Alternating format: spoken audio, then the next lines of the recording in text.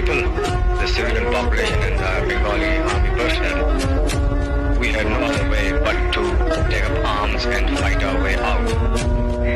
As a last resort, I wanted to tell the world what was happening. রক্ত যখন দিয়েছি রক্ত আরো দেবো, এদেশের মানুষকে মুক্ত করে ছাড়বো ইনশাআল্লাহ।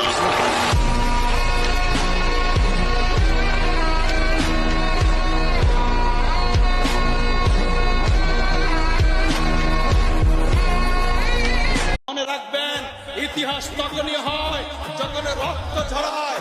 আজকে বাংলাদেশে ভোটের অধিকার নেই, আজকে ভাতের অধিকার নেই, আজকে গণতন্ত্র নেই, কথা বলার অধিকার নেই।